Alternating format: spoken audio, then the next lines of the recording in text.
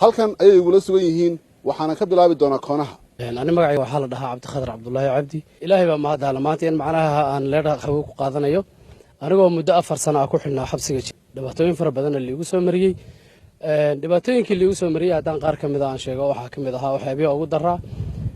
in qol yar oo suuli ah oo hoostiisa suuli yahay istaagana aadan istaagi karin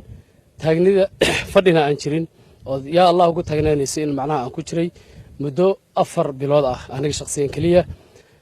muddadaas oo aanan qorrax aanan arag sidoo kale xilliga muddada iyada wax biyo nadiif ah ma cabi jirin waxaan cabi jirnay muddada 6 bilood ahaa biyaha gidibka la dhaho oo aad u wasaqsan run ahaantii muddadaas oo aad afka noo dildilaacay dhibaato fara badan ay soo gaadhay maxaa lagu sababay xarigaaga hore waxaa la ii sababeeyay oo liigu yiri waxaa taageertay dadkii isbedel doonka ahaa okay in horaan ugu soconayaa dhammaan aqoon-yahanada meesha igula sugan walaalada magacaaga ku bilaabaya magacaygu waa injineer maxamed mukhtaar intaan meesha ku jirnay waxyaabo badan oo dhibaatooyin badan wayna soo mareen maanta alxamdulilah hawadan ka cabinaa magaalada Jigjiga dhibaatooyinka waxyaabahan ka xasuusto haddii aan idin sheego ama waxyaabaha aan aad iloobin waxa weeyaan anagoo muddo 15 maalmood taagnayn oo fadhi iyo jiifna loo diiday taagni kaliya ah cagaha ayna barareen in ay niman mas'uuliyiin noo yimaadin oo halkaan ugu jeesjeesaan oo dhahaan oo nimankii wali way taagan yihiin midinkaaba ka shaqaystay maxaa loo jajabin waayay wax jiifa maana arkaba dhibaatooyin badan aad wayna soo mareen oo meesha inta aan ku jirnay waxaa kale oo cadaalad darrada meelaha aan anigu aad uga yaabay aan ka mid ka ahayd in adiga oo xabsiga lagu wado in lagu murmo oo madaxdii ay ku muranto waxa inta sanaad ugu xidhi lahaa 15 sano oga dhig 2 sano oga dhig 9 sano oga dhig war 20 sano oga dhig aakhiran kugu shubaynaa ereyada iga soo hadhay waxa weeyaan iga soo hadhay aakhiran kugu shubaynaa iyo ma isa saxdid iyo waxba nabadda marin kartid iyo wax luqad gaar ah oo meesha ka jirta oo anigu mantaqantay aan aad mantaqantay uga tacajabay waxa kale in isfeer la dhaho anaga dhaxdanadii oo ilkaas ka daadino oo mantaqantay ruuxi wax feeri waayo qomaad wax feeri waayo asagana balaq lagaga sii loo dadka madamaad u daayisi oo la isu tiri karin oo anaga dhaxdana la isku fakar fasaxo dad badan oo ku duugan inay jiraan xabsiga dhaxdiisa oo lagu oo saxbaal ka jira xabsiga sadarteed in la baaro iyo xabsiga u baahan yahay meesha uu ku yaalo meesha laga duminayo waxaan halkan ku soo koobi karaa ma wixii jalka ka dhacay inaan ka daba tagno halkan uma soo taagnin laakiin dhibaatadii dadka gaadhay annagu waan noolnahay dad badan baa waxa weeye dadkay jeclaayeen laa habeenna annagoona nabad ku seexanin baan garanayaa 3 sano u dambeysay bacaa madaxa la isku gelinayay dad aanan technically garanaynin toojarka ayaa kula soo bixi fuustooyin biyaha lagu dhaamini ninkaygan inta leeg ba inta la qabto la fuuriyo madaxa loo gelin they don't know how seconds iyo minutes aan anigu ma neef baan qaba garan mayaan 2 times baan kooma galay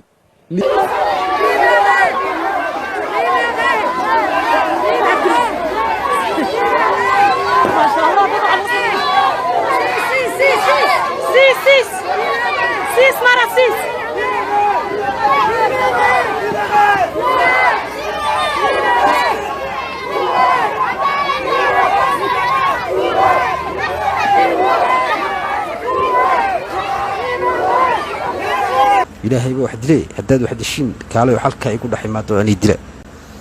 صوتها ما دوني سين واحد الشين وح دوني سين مر ولا أمضي هنا تسكترتين أنا وانا بستي أنا أيجن إحنا 24 saacadood ayaynu soo dhaafnay ayaa muuqaalka baraha bulshada haysta waxa uu ahaa muuqaal aad u argagax badan isla markaasina muujinaya tacaddi cagajugleen iyo caburin iyo waliba awood sheegasho ilaahay baa awoodoo dhani u sugnaatay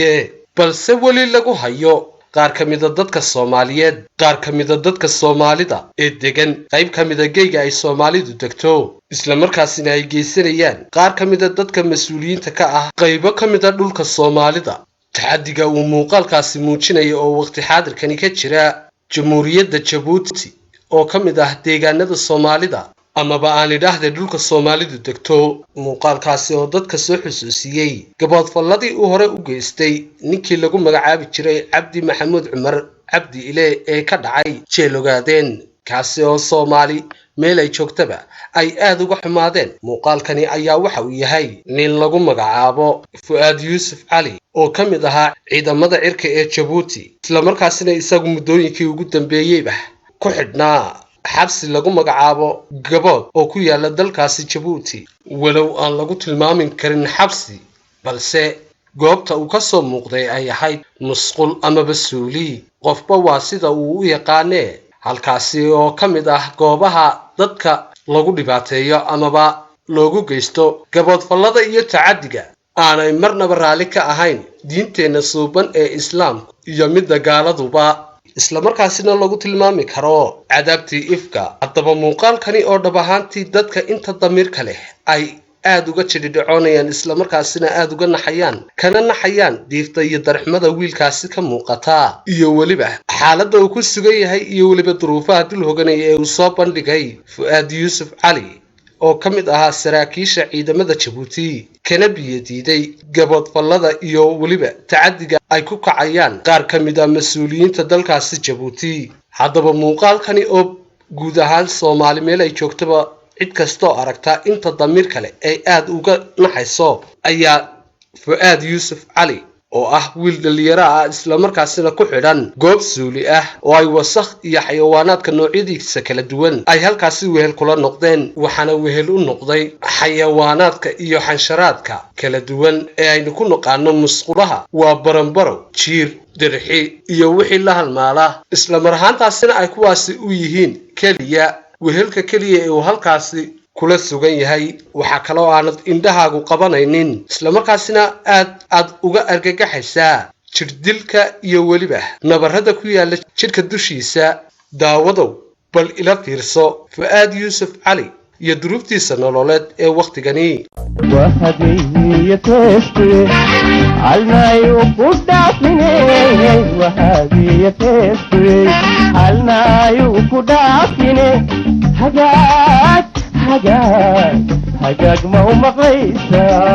حجاج ما هو مقيسة حالنا يوكودا فيني حجاج ما هو مقيسة. السلام عليكم ورحمة الله وبركاته وأنا أقول لبالي فؤاد يوسف علي waxa aan horta jeclaystay in aan ma aragtay idin dubas meesha aan seexdo waa suuliga baan garabsada habeenay dharaar salaada tukada caagadaha biyaha darkiisiin baa la ii soo dhuraa oo daaqad shabeega la iga soo dhiibaa suuliga darkiisiin waxa ka soo baxa kaneeco maxay ahaydeen baranbaro dirxi jirinqa daqsi baa dharaar oo dhan ku haysanaya. Wallaahi waa nolol adag oo qof bini aadana loogu talagelin inuu ku noolaado, xuquuqda bini'aadamnimada aynan dhigin. Aagadaa baan ku daboolay si aan ma aragteen xawayaankan ka soo baxaya aan iskaga qabto, inkastoo ay haddana hareeraha ka soo baxaan, laakiinse alxamdulilah way dhaaftaan. Maanta ay bishu tahay 2, waxaan marayaa 2 bilood baan maanta ay ku dhowdahitaan anoo maxbuusahay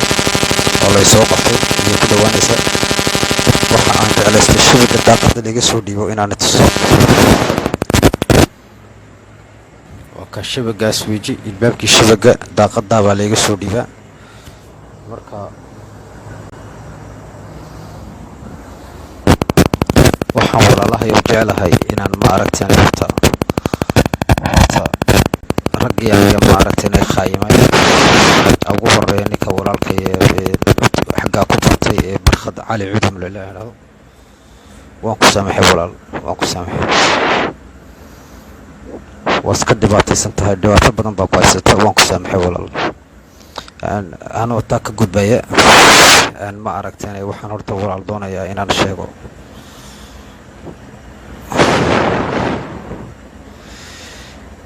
aniga wallaahi dhib badan bay gaadhay walaal, dhibtaa badan oo ma aragteen aan noqoto goloonkayga oo aniga laygu dambaysiiyey oo qof kale laygu bedelay magaciisii. ninkaa laygu bedelayna ma jecli inaan sheega magaciisa. sababtaa waxa waa ilaahay baa wax bixiya. waan ku samray, waan iska ma aragteen shaqaysanayay. haddana waxaa dhacday ma aragteen sidii iyadoo ay tahay inay ma aragteen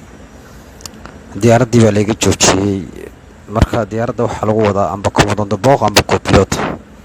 labadaba midba ma wadayn. waan iska fadhiyay xerada. haddii aan maalin saacad haddaan hafsaamo waa lay xidhayay, waa lagu xidhaa lay gurinayay xerada. amba gaadh baa tahay 2 cisho ganaaxa. marka waxaasoo dhan anoo dusha saaranaya ayaan haddana mushaarkaygiiba igu yimiday. wallaahi mushaarkayga markuu igu yimiday waxay igu noqotay argagax bay igu noqotay. bishii 3aad 2019 bish 1deedii mushaarkii soo dhacay baan ka waayay banka. kabacdi markaan ashkata tegay waxaan u tegay ninka ugu sarreeya xagga ciidanka security military oo ku shaqale waxyaalaha khilaafka. waxaan ku yidhi colonel maxamed casawi baa la idhahdaa. arrinkayga markuu maqlay wuxuu igu yidhi arrinkan wax dhici kara ma aha, ciidanimadana kuma jirto. sida darteed waxaan u yeedhaynaa ninka mushaarkaaga bedelay ee commando aadan abdiraxmaan sheer. commando aadan abdiraxmaan sheer markii loo yeedhay wuxuu yidhi fu'aad arrinkiisu waa arrin aniga iga baxsan, waa isagiyo korneelka ka dhexaysa ee korneelkiisa u tago soo baryo. wallaahi baryo ilaahay baa laga hoos galaayo. waxaan idhi war marxabe waan ku samray ilaa maaya maaragteen waxaan soo gaadhnay bishii 8aad 1deedii 2019 waxaa laga jaray kooraankii baa laga jaray aqalka. waxaan idhi bal u teg haddaba aqalka ugu tego maanta bay soo dhig oo cagaa qabso. marka waxaan moodayay qof bini aadanaan moodayay oo maaragteen wanaagga aad samaysa waxaan lahaa wuxuu masaxi colaadoo dhan masixi. markaan aqalkii ugu tegey waxaan ku yidhi walaalkii wixii dhacay way dhaceen. isaamax baan doonaya inaad xaggayga ka ahatid, adna xaggaa ka ahaado, mishaarkaygana aad ii soo celisid. sababtoo allaydhkii baa aqalka laga jaray, waana buka.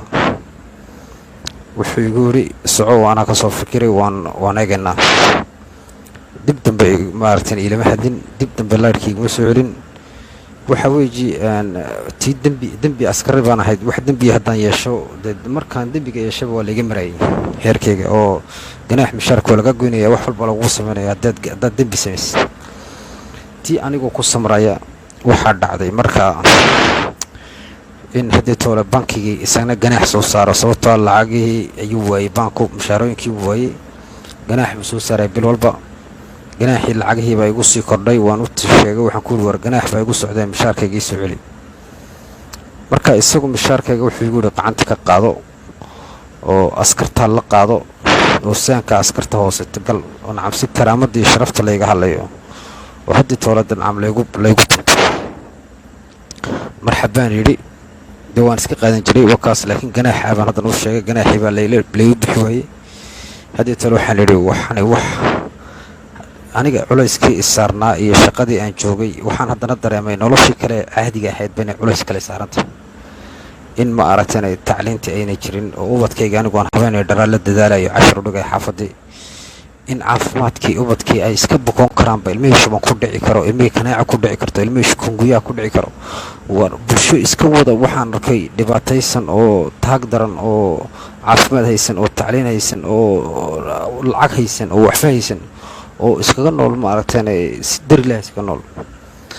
waxaan idhi haddaba sidan maxaa noogu wacan sidan waxaa noogu wacan waa aamusnaanta haddii qof walba meesha uu joogo hadduu demisyon qoran lahaa amba uu qarxi lahaa dee wax unbaa isbedeli lahaa laakiinse waxa weeye qof walba wuxuu ka fikirayaa cadowgaa isku jibin cadowba ma jiraba cadowga waxa weeye waa ragga talinaya weeye ragga talinaya haddii runta loo sheegi waayo in la dilin in argixis lagu noqon laakiinse ragga haddii runta loo sheegi waayo oo qof walba meeshuu joogo asonivo uu odhan waayo war sababaa hadduu odhan waayo dee one complice maantana dee waadiga arkaysiin meesha aan taagannahay dadka soomaalida ayaa wallaahi muqdisho jooga ayaa naga nolol fiican oo markay na arkaan dadka reer Djibouti inaan xanuunsanayno noo haysta buusbuuska qofka uu leeyahay iyo faqriga ka muuqata dadkeena iska badaa markaad airport markaad kasoo dhaadhacdid ayaad arkaysaa rag xamaaliin oo dadka ka sadaqaysanaya waana shaqaalo dhar bulooy xidhan yihiin 10 euro 20 euro wixii loo tuuro ayay qaataan laakiinse waa sharaf xumo weeji waa dal dhan oo dad dalxiis ay marayaan oo dad shandadooga guraya ma jiro adweynaha airport shandadaha laga hor qaadayo lacag lagu weydiinayo marka waa inagoon waxa dhibtaasi jirto waana foolxumo weeji dalkeenu meel kama noolo anigu waxaan leeyahay maanta 2 bilood ku dhowdahay ilaahay baa wax dilay war maanta telefoonkaas si aan ku helay si ay idinla hadlaan intaana ilaahay saacadeeda dhameyn ayaan jeclaystay inaan run sheego war dalkani uu burburay diin ma haysto caafimaad ma haysto tacliin ma haysto dadku waxay ku nool yihiin darxumo daranyo cadaalad darro dulmi wax walba lagu nool yahay anu runtan waan sheegay anu xabsi ku jira waliba runtan niisi sheegay ilaahay baa wax dilay kaaleeyna dilay ilaahay baa wax dilay haddaad wax dishin kaaleeyo halka ay ku dhaximaado aan dila sababta ma doonaysin inaad wax bedeshin waxa aad doonaysin mar waliba ummadda inaad isku dirtiin ummadda inaad khilaaf ka dhaxdhiriseen marka waxa aan leeyahay taasi halka marka kaga gudbo anu waan dhamaystay aniga iga nixina waxba ay wax rajoon xaqiina ka sugay ma jirto laakiin si runta waan idin sheegaa dalkan wax ka bedela amba ma aragtay amba wakaas laakiin si shicibka reer Djibouti waxaan u sheegayaa dulaysta inaga isdulay walaalahyo qofka walaalkiina maanta xabsi ku jirana idinka ay dartiin buu xabsi ugu jiraa moodinayeen dawladdu waxa maaha idinka dartiin idinku haddaad dibadda u soo baxdeen wax walba hagaagi lahayd qofka xabsiga ku jira ayaa hagaagi la xabsigan walaal cunto laguma cuno nolol laguma noolo dareen iyo darxuma lagu nool yahay waa qof muslim waxa halka ku dulman idinkuna aad seexanaysiin aakhirana waa leeyihiin waxa aan la hadlayaa Sheekh Hussein Ali Abdurrahman Barkhad Good Abdullahi Nuux dadka Abdurrahman Bashir ilaahay baan idinku xabilay dad ka hadliyeen maanta arrinka Djibouti haysata ma aragtay bulshada reer Djibouti arrinka dadka xabsiga ku jira 500 iyo dhibayeen ku qof haddii aad ka hadliyeen ilaahay baan walaalahay nagu xabilay taasi halka ma kaga gudbaya culimada siiba weyn laga hadlo Sheekh Hussein Ali taamarkan xaga ka gudbo waxaan la hadlayaa familkayga waxaan leeyahay awalwalina ooyina sababta wax farxad leh qofkiina markuu qabto ku farxa mushxarad sameeya xabsi buu qof kale awooyina maxaa heedanay qofkaasi hadduu xaq ku dhinto xaq hadduu ku dhinto mushxaradii sameeya aniga ilaahay baan igu dhaarshay qofkii soo ooyay aniga qofka walwala ubadka iyo noloshan waxa ma aragtay waxa u noolahay waa ubadka maanta ninka barjeenaya ee ubadkiisii tacliin haysan ee caafimaad haysan ee reerkiisii nolol haysan aakhiro waa la weydiin doonaa marka war maanta waxaan leeyahay anigu waajibkaygan gutay waajibka saxan gutay waajib raganimo la gutay waajib aakhirana lagu faa'iideeyo adduunyada lagu faa'iideeyo gutay marka ooyinay masxarada shicibka reer Djibouti waxaan leeyahay ilaahay idin laga qabto anu wax kale waxaan naga qarshay ma jirto waxaan idin huri karayo dhanba waa idin horay shaqadeedii baan idin furay si aan maanta wax u bedeli karno oo idinkana wax aad uga faa'iideysan kartiin sababtoo ah maanta faqri baad ku wada nooshihiin 80% baad faqri ugu wada nooshihiin iyo shoomeerinimo iyo daranyo iyo darxumo marka dadka waxaasoo dhanba inay wax iska bedelaan weeji si ay waxaasoo dhan iska bedelaan wax walba qacmihiina ku jiraan xabsi in laga cabsin dhimashana inaan laga cabsin wax maanta noloshaad ku jirtiin wax inaga daran ma jirto wallahi wax idinkaga daran ma jirto marka aan waan isoo duceynayaa ana isoo duceeya saacada fiidiyoga aad aragtiin wax dhib walba waan la kulmi doonaa si walba waa lay geystay alxamdulillaah rabbil caalamiin jirkaygu waa wada xanuunsanayaa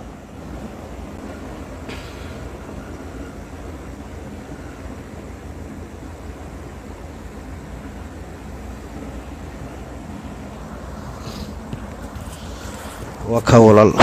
wax alla waxaan ka reebay jirto alxamdulillaah rabbil caalamiin jirkuna wada xanuunsanaya isoo duceeyo walaalayaal wax aan la wax dib oo sheegan karay ma jirto laakiin se waxaan idin sheegay war cabsoonina walaalahayo cabsoonina tan aad ku jirtiin ba wallahi idinkaga daran dad maanta xornimo ku hadashin marka war waxaan doonaynaa maanta waa kalsooni waa caafimaad waa tacliin waa nolosha oo dhib yaraata kooraan noqoto biyo noqoto kooraan soo galista noqoto dalkeenu dal bilic la noqdo oo mulal oo diimis lahayn wax soo dhammaan doonayna dalku xisaab yeesha kii ku furan wax xada la xisaabiyo wax wadna informatiisi laga dhigo dhalinyarta adduunka loo wada yeero wixii informatik taqaanta kilabiso fasil islaanta casaamad joogta ee casaamad maanta xeerka qoyska imanaysa maxkamadda u soo dhacaysa waa inay maxkamad ka hesho sabiix maxkamad waa inay ku taalato juro ubux waa inaan meel walba laga helo district lagu sameyn karo adresaas wax walba waa inaan nolosha dhib yarayno taana inaga ma sameyn karayna walaalahayo marka anigu waxaan leeyahay waan dhamaystay hadal anu haddii toole waxaan sugay waa wadkayga iyo saacadda ilaahay dhammaystiro idinkan waa iisoo duceynaya walaalayaal ana iisoo duceeya wassalaamu calaykum waraxmatullah sidoo kale xaaska Fuaad Yuusuf Cali oo markii ay aragtay muuqaalkani baraha bulshada qabsaday iyo duruufaha ku sugan yahay saygeedu ka fal celisay isla markaasina ka hadashay tacadiga iyo dhibaatooyinka lagu hayo saygeedii iyo xaalku sida uu waqtigani yahay ayaa fariin u dirtay shacbiga reer Jabuuti waxayna tidhi عليكم ورحمة الله وبركاته أنا فؤاد يوسف علي إسلامتيسية وحن هالكن وشيغيا شعبوينها وحن وشيغيا فؤاد يوسف علي ما أنت دبت كتير هالكو كتير أنت بقى ونتصي هذا ونتصي أنت بقى والنسعتين وحن قد عسان وحن قد قرصان مجرته فؤاد يوسف علي لكن سما أنتو أقل كيس وكبح يدي مشي جري وأوبريري وأوبريري وأجامركو دولة أو فرجريه أم بقى ودقاتيه أم بحقيسة أو دونتي إلا نين حقيسة دونتا جبوتي لجماعة قلة ما أنتو حقيسة كو تلا قلة إنه دونتا وجرنا هوجا درن بين لجوري ديو لكن سو حاني نيشجع إنه جسي قرنكيه إنه جسي هاي نيشجع رجال ما هو هالك كجارسي سنتاي أيا سو هوجا جبات كتيرة وفيديو سيجا دوبيا في الاستاسيون وانا شيري بana nagu faraxsanahay boqolkiiba boqolba waxaan u sheegay shicib kareejibuti waxaan u sheegay war anigu sidaan ahay gambada cad waan xidhay anigu gambada cad waan xidho sida uu yahay waan ogahay halkay ku ridayaani gambada cadna waan xidho diyaar baan u hay inigu ma isxorayseen inigu horta ma isxorayseen kale inigu isxoreeya war hadaa naf leedihiin maanta Fuaad meesha waad ka soo saari karaysiin laakiin shicib kareejibuti afartan jeer baan halka inii soo fadhisanaya oo nin lilaahi bal garabkayga soo joogsada war maanta maalin ay ka daran tahay ma jirtee ya maanta maalin ay ka daran tahay ma jirtee Fuaad Yuusuf Cali garabkiisa joogsada oo garabkayga joogsada oo la wada garab joogsada maanta cuntadiisii waana lagu soo celiyay biyihii baa ugu yaro waana la diiday in la siiyo waana lagu soo celiyay cunto biyo dambe keeni kartiin ma jirtaa leeydi de horaba way u dileen oo godkaabi ku rideen oo kinifkaabi dhex seexiyeen oo jirkiisa uu ku qurmo ku go'go'ay ya maantana cunto ay u diidaan horaba uu dilanaaye si fiican ha u dhintade si fiican ha u dhinto anna gambada waan gashanahay felicitaation baan leeyahay geesinimada waan kugu ogaa kartida waan kugu ogaa waana ku faraxsanahay kartida waan ku faraxsanahay waxa la Soomaalidu hore u maamahday qaydhin iyo bisayl bay tiri waxa u dhexeeya waa yacyacood waa qaydhin iyo bisayl buu u dhexeeyey dee oo intay qaadeen cadaalad darro halka ugu riteen ayay jawaabna siin waayeen war maanta dhimashada waan ku faraxsannahay annagu dhimashada waan ku faraxsannahay maanta kee karti haya maanta yaa karti haya oo soo garab joogsanaya maanta ninka kartidiisu intay leegtay reer Jabuuti waad arkaysiin maanta yaa difaacaya warka maanta Fuad Yuusuf difaacay bar waxa uu soo baxayaan sugaya war reer Jabuuti baan sugaya dawladdan baan aaba oranayaan ma jirto aaba way dhamaatay waa final aaba waxa la ilaahdaa way dhamaatay aabanima ma jirto Ismaaciil haduu i dhageysanayo aabanima way dhamaataan ku leeyahay warkayga runta maanta dhageysan ku leeyahay hadaa doonayso anigana naaw kaalay qaad diyaar baan u ahay laakiin shicibka reer Jabuuti baan markasta la hadlaya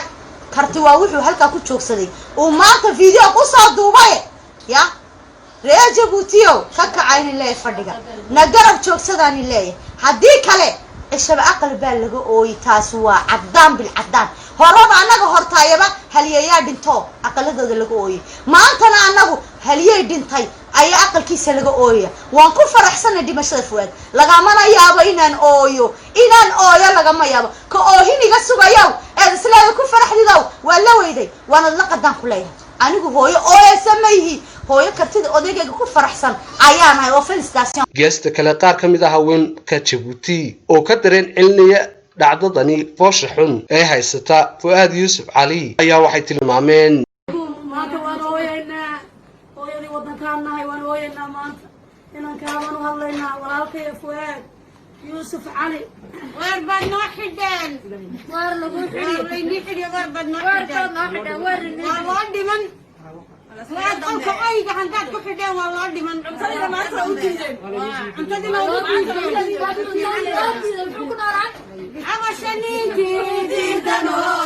walaalka waa cadilan ilaa ka istaagtaye hadhowban calaa cali ama shaniintii diidano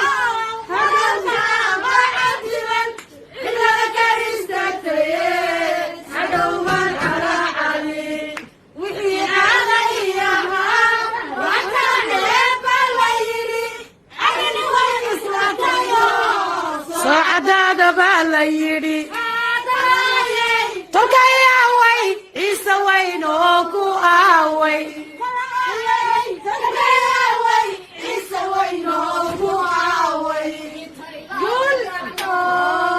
gabi kala dhexyaan gardarrada gacmood gabi kala dhexyaan gardarradu dhintay garaaragu tahe godka la yimudo gaban mayno inta gibirsan mayno gaban mayno inta gibirsan mayno waxayna agurboon waan gudanaynaa isku soo wada duubo muuqaalka wiilkani dhalinyarada ah waa Fuad Yuusuf Cali oo ka tirsanaa ciidamada cirka ee Jabuuti ayaa dadka waxa uu soo xusuusiyay tacadiyadii iyo gabadfaladii ay dadku aad ula yaabeen ee ka jiray jeelkii lagu magacaabay jeel ogaadeen ee ku yaalay deegaanka Soomaalida Itoobiya iyadoo arrinkani ay tahay mid aad loola yaabo isla markaasina dhab ahaantii ay tahay meel ay Soomaali joogaanba in ay ka falceliyaan isla markaasina ay muujiyaan dareenkooda bini'aadanimo ka Soomaalinimo iyo kooda muslimnimoba ee ku aadan sida ay uga xun yihiin dhacdadani foosha xun iyo kuwa la midka ah ee lagu waxyeeleynayo qof bini'aadan ah oo Soomaali ah kuna waxyeeleynayaan kuwa wax magarata ah oo Soomaali ah iyaguna balse aan aqoon diin dadnimo iyo sudirnax bini'aadanimo intaba oo aan rumaysnayn in dib loo noqonayo isla markaasina la iskaga dambeyn doono dambeeyana xisaabta Alle iyo maalinka qiyaame kuwaasi oo kaliya qiimeynaya kursiga maanta iyo marorsiga iyo carjoogdhada daawade like and subscribe siina share garee si aad ula wadaagto axsaabtaada kale iyo ummadda Soomaalida ah meel ay joogaanba si arrintan gacmaha Soomaali oo dhani iskaga qabsato sidii wiilkaasi iyo dhalinyaro kale oo Soomaaliyeed ba ay u heli lahaayeen xaq iyo xorriyadooda ay leeyihiin maanta telefoonkaas aan ku helay si ay idinla hadlaan intaana ilaahay saacadeeda dhameyn ayaan jeclaystay inaan run sheego war dalkani uu burburay diin ma haysto caafimaad ma haysto tacliin ma haysto dadku waxay ku nool yihiin darxumo daranyo cadaalad darro dulmi wax walba lagu nool yahay anugu runtan waan sheegay anuu xabsiga ku jira weliba runtan niisi sheegay ilaahay baa wax dilay kaalayoona dila ilaahay baa wax dilay haddaad wax dishiin kaalayo halkaa igu dhex imaado ani dila sababtaa ma doonaysin inaad wax bedishiin waxa aad doondoonaysin mar waliba ummadda inaad isku dirtiin ummadda inaad khilaaf ka dhex dhaliseen marka waxa aan leeyahay taasi halkaa markaan kaga gudbo anugu waan dhamaystay aniga iga nixina waxba wax rajoon xaggiina ka sugay ma jirto laakiinse runta waan idin sheegaa amba dalkan wax ka bedela amba ma aragtay amba wakaas laakiinse shicibka reer Jabuuti waxaan u sheegayaa dulaysta inaga isdulay walaalahyo qofka walaalkiina maanta xabsi ku jirana idinka ay dartiin buu xabsi ugu jiraa muudinayeen dawladdu waxa maaha idinka dartiin idinku haddaad dibadda u soo baxdeen wax waliba waa hagaagi lahayd qofka xabsiga ku jira ayaa hagaagi lahaa xabsigan walaal cunto laguma cuno nolol laguma noolo daranyo iyo darxuma lagu nool yahay waa qof muslina waxaa halkaa ku dulman idinkuna aad seexanaysiin aakhirana waan la weydiin waxa aan la hadlayaa sheekh xuseen cali cabdiraxmaan barkhad good cabdilaahi nuux dadka cabdiraxmaan bashiir ilaahay baan idinku xawilay haddaad ka hadli weydiin maanta arrinka Jabuuti haysata maaragtay bulshada reer Jabuuti arrinka dadka xabsiga ku jira 500 iyo dhidhi bay yihiin ku qof haddii aad ka hadli weydiin ilaahay baan walaalahay nagu xawilay taasi halkaa ma kaga gudbaya culimada siiba way naga hadlo sheekh xuseen cali taa markaan xagaa ka gudbo waxaan la hadlayaa familkayga waxaan leeyahay awalwelina ooyina sababta wax farxad leh qofkiina markuu qabto ku farxa mushxarad sameeya xabsi buu qof kale ugu ooyina maxaa heedanay qofkaasi hadduu xaq ku dhinto mushxaradii sameeya aniga ilaahay baan igu dhaarshay qofkay soo ooye aniga qofka walwala ubadka iyo noloshan waxa maaragtay waxa u noolahay waa ubadka maanta ninka barjeenaya ee ubadkiisii tacliin haysan ee caafimaad haysan ee reerkiisii nolol haysan aakhiro waa la weydiin doonaa marka war maanta waxaan leeyahay anigu waajibkaygan gutay waajibka saxan gutay waajib raganimalan gutay waajib aakhirana lagu faa'iidayo adduunyana lagu faa'iidaan gutay marka ooyinayay masxarada shicibka reer Jabuuti waxaan leeyahay ilaahay idin qabto anu wax aan naga qarshay ma jirto waxaan idin huri karayo dhanba waa idin horay shaqadeedii baan idin furay si aan maanta wax u bedeli karno oo idinkana wax aad uga faa'iideysan kartiin sababtoo maanta faqri baad ku wada nooshihiin 80% baad faqri ugu wada nooshihiin shoomeerino iyo daranyo iyo darxumo marka dadka waxaasoo dhanba inay wax iska bedelaan weeji say waxaasoo dhan iska bedelaan wax walba qacmiin ay ku jiraan xabsi in laga cabsin dhimashana inaan laga cabsin wax maanta noloshaad ku jirtiin wax inaga daran ma jirto wallahi wax idinkaga daran ma jirto marka aan waan isoo duceynayaa ana isoo duceeya saacada fiidiyoga aad aragtiin wax dhib walba waan la kulmi doonaa si walba waa la geystay alxamdulillaah rabbil caalamiin jirkaygu waa wada xanuunsanayaa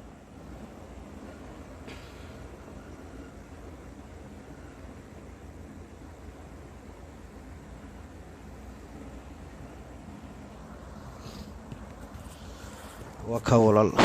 wax alla waxaan ka reebo jirto alxamdulillaah rabbil caalamiin jirkuna wada xanuunsanaya isoo duceeyo walaalayaal wax aan la wax dib oo sheegan karay ma jirto laakiin se waxa idin sheegay war cabsoonina walaalahayo cabsoonina tan aad ku jirtiin ba wallahi idinkaga daran haddaad maanta xornimo ku hadashin marka war waxaan doonaynaa maanta waa kalsooni waa caafimaad waa tacliin waa nolosha oo dhib yaraata kooraan noqoto biyaha noqoto kooraan soo galista noqoto dalkeenu dal bilic la noqdo oo muulal oo diimis lahayn waxaasoo dhan baan doonaynaa dalku xisaab yeesha kii ku furan wax xada la xisaabiyo wax walba informatize laga dhigo dhalinyarta adduunka loo wada yeedho wixii informatique taqaanta kilaviis waa fasil islaanta casaamo joogta ee casaamo maanta xeerka qoyska imanaysa maxkamadda u soo dhacaysa waa inay maxkamad ka hesho cali sabiix maxkamad waa inay ku taalato juro ubukh waa inaan meel walba laga helo district lagu samayn karo adresaas wax walba waa inaan nolosha dhib yarayno dee taana innaga unbaa samayn karayna walaalahayow marka anigu waxaan leeyahay waan dhammaysta hadal anuu haddii toole waxaan sugaya waa wadkayga iyo saacadda ilaahay dhammaystiro idinkan waan iisoo duceynaya walaalayaal ana iisoo duceeya wassalaamu calaykum waraxmatullah